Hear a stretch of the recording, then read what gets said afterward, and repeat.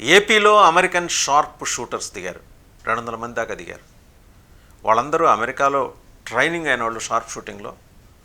వాళ్ళు కొందరు విదేశీయులు ఉన్నారు, అలాగే ప్రత్యేకించి ఆంధ్రప్రదేశ్ తెలంగాణకు చెందిన వాళ్ళు కూడా ఉన్నారు. అయితే వీళ్ళేమి షార్ప్ షూటింగ్ పోటీల్లో పాల్గొన్న వాళ్ళు కాదు, ట్రైనింగ్ అయిన వాళ్ళందరూ కూడా. కానీ పాల్గొన్న వాళ్ళతోటి సన్నిహిత సంబంధాలు ఉన్నవాళ్ళు. ఈ వార్త బయటకు వచ్చేసింది.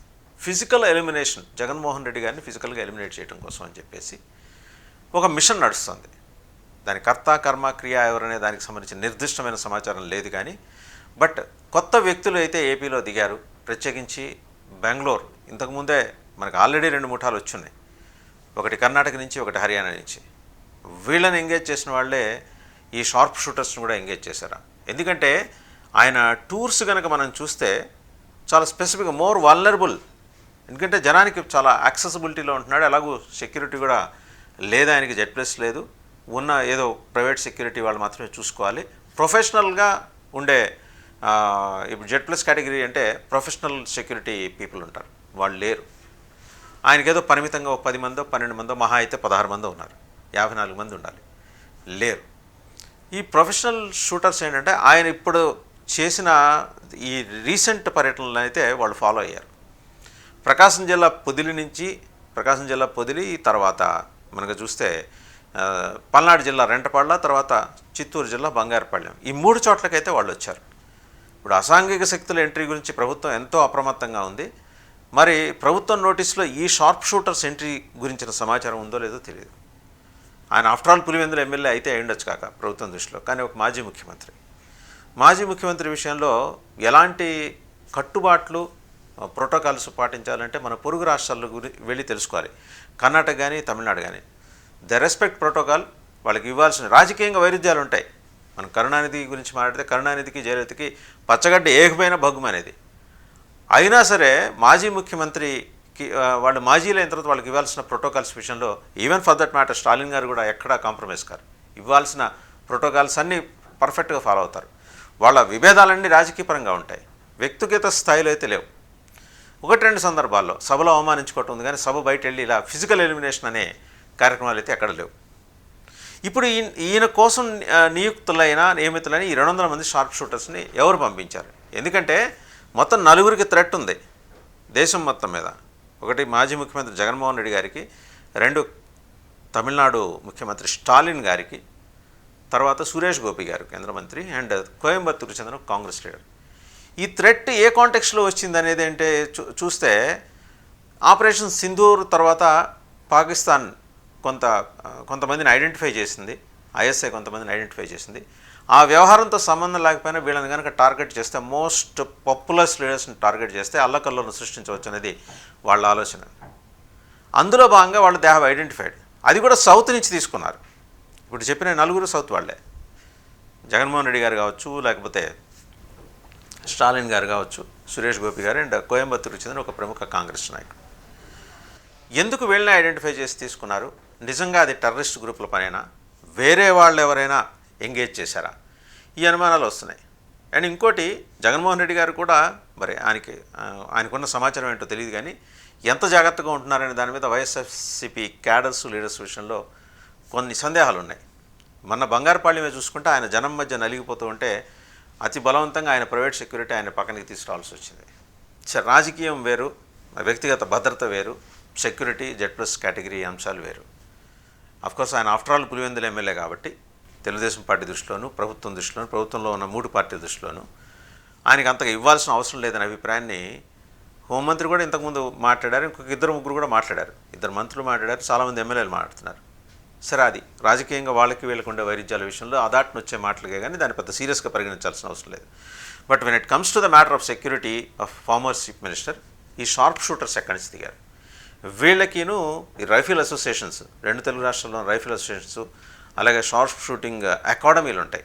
అకాడమీలు దేశవ్యాప్తంగా హర్యానాలో ఉన్నాయి. ఎక్కువగా హర్యానాలో అకాడమీలు ఉంటాయి. ఎందుకంటే అక్కడి నుంచి హర్యానా, పంజాబ్ నుంచే ఈ ఒలింపిక్స్లో వీటిలో ఏవో ఒక పథకాలు గెలుచుకున్న వాళ్ళు ఉన్నారు. దేశ స్థాయిలో కూడా జరిగే వివిధ పోటీలు అక్కడ వాళ్ళు ఎక్కువ ఉన్నారు. బట్ ఈ మధ్యకాలంలో ఇక్కడి నుంచి కూడా ఆంధ్రప్రదేశ్, తెలంగాణ నుంచి కూడా ట్రైనింగ్ వెళ్తున్న వాళ్ళు ఉన్నారు. విజయవాడలో అయితే ఒక ఫేమస్ పర్సన్ ఆయన అంటే ప్రస్తుతానికైతే ఆ ఫీల్డ్ నుంచి విరమించుకున్నారు, ఆయన ఉన్నారు. సో కాంటాక్ట్స్ అయితే లేకపోలేదు, ఉన్నాయి. కానీ 200 మందిని ఒక ఫిజికల్ ఎలిమినేషన్ కోసం, జగన్మోహన్ రెడ్డి గారి ఫిజికల్ ఎలిమినేషన్ కోసం 200 మందిని నియమించడం ఏంటి? ఎవరు దీని వెనకాల ఎవరున్నారు? మనం అప్రమత్తంగా ఉన్నాం లేవా? మన ప్రభుత్వం అప్రమత్తంగా ఉందా లేదా? రాష్ట్ర ప్రభుత్వం కానీ కేంద్ర ప్రభుత్వం కానీ, కేంద్ర ప్రభుత్వం అయితే కేంద్ర నిఘా సంస్థలు అయితే అప్రమత్తంగానే ఉన్నాయి, హెచ్చరిస్తున్నాయి టైం అండ్ అగైన్ ఆయన్ని. బట్ ఆయన ఏ మేరకు అప్రమత్తంగా ఉన్నారు? రాష్ట్ర ప్రభుత్వం ఎంత సీరియస్గా ఈ విషయాన్ని తీసుకుంటుంది? ఇలాంటివన్నీ ఇప్పుడు చర్చకు వస్తున్నాయి. నిన్నటికి నిన్న అయితే వారి వైఎస్ఆర్సీపీ ప్రొద్దుటూరు ఎమ్మెల్యే వైఎస్ఆర్సీపీ నాయకులు రాచమల్లి శివప్రసాద్ రెడ్డి అయితే ఆయన he has expressed concern over the security of their leader. Jaganmohan Reddy అని ఆయన కేవలం ఆయన కుటుంబానికి పరిమితమైన వాడు కాదు, ఆయన ప్రాణం రాష్ట్రానికి కావాల్సింది. మేమందరం కూడా ఎప్పటి నుంచో ఆయన ఆందోళన చెందుతున్నాం, ఆయన అలర్ట్గా ఉండాలని కూడా ఆయన ఓపెన్ వార్నింగ్ ఇచ్చారు మనకి ఇచ్చిన ఇంటర్వ్యూలని.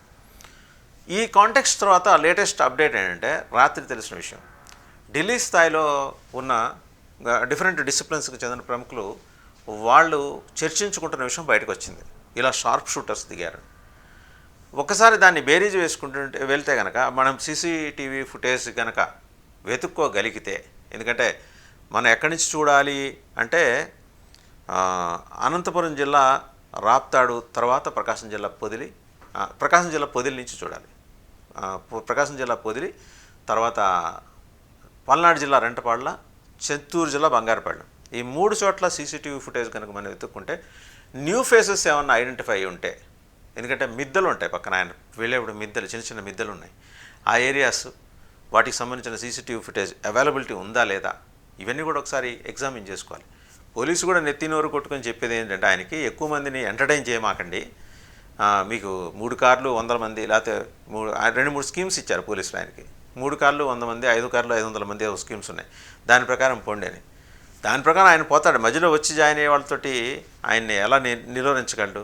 ఇప్పుడు ఆయన చేతిలో వ్యవస్థలు ఏం లేవు కదా, మీ దగ్గర ఉన్నాయి కాబట్టి వాళ్ళు నిర్వహించడానికి మీరు అలాగ అవుట్ పోస్టులు పెట్టేస్తున్నారు, ఎక్కడెక్కడ నిర్వహిస్తున్నారు. అయినా ఎక్కడి నుంచి వచ్చేస్తున్నారు వీళ్ళందరూ?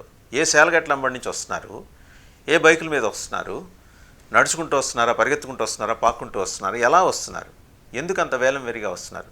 నిజంగా వచ్చే వాళ్ళంతా వేలం వెరిగానే వస్తున్నారా? వాళ్ళ వెనక ఏమైనా మోటివ్ ఉందా? మోటివ్ అంటే ఆయన నడిపించుకుంటున్న అసాంఘిక శక్తులా, లేకపోతే ఆయన్ని టార్గెట్ చేసిన అసాంఘిక శక్తులా? ఇవన్నీ సీసీటీవీ ఫుటేజ్ పెట్టుకొని ఎగ్జామిన్ చేయాలి, ఎవాల్యుయేట్ చేయాలి, ఎడ్యుకేట్ చేసుకోవాలి పోలీస్ యంత్రాంగం. అండ్ రాష్ట్ర ప్రభుత్వం కూడా సీరియస్గా తీసుకోవాలి ఈ విషయం. ఒక టాప్ మోస్ట్ ప్రయారిటీలో ఉన్న ఆయన మాజీ ముఖ్యమంత్రి, లీడర్ ఆఫ్ అపోజిషన్ అంటే వాళ్ళు ఒప్పుకోరు కాబట్టి, ఆఫ్టర్ ఆల్ పులివెందుల ఎమ్మెల్యే ఆయన. అయినా కూడా ఏంటంటే ఆయన మాజీ ముఖ్యమంత్రి కాబట్టి ప్రభుత్వం ఏ పార్టీ భద్రత ఆయనకు కల్పిస్తుందనే దాని మీద ఇప్పుడు కన్సర్న్ వ్యక్తం అవుతుంది. వైఎస్ఆర్సీపీ నాయకులు, అలాగే వాళ్ళ సానుభూతి పరులు, కార్యకర్తలు, మిగిలిన వాళ్ళకి ఉంటే ఉండకపోవచ్చు కానీ అట్లీస్ట్ ఆయనకు ఓటేసామని చెప్పుకుంటున్న 1,30,00,000 మందికి అయితే కన్సర్న్ ఉంది జగన్మోహన్ రెడ్డి భద్రత మీద. మరి ప్రభుత్వం ఎలా రెస్పాండ్ అవుతుందో, ఆ షార్ప్ షూటర్స్ని ఐడెంటిఫై చేస్తుందా లేదా అనేది వేచి చూడాలి.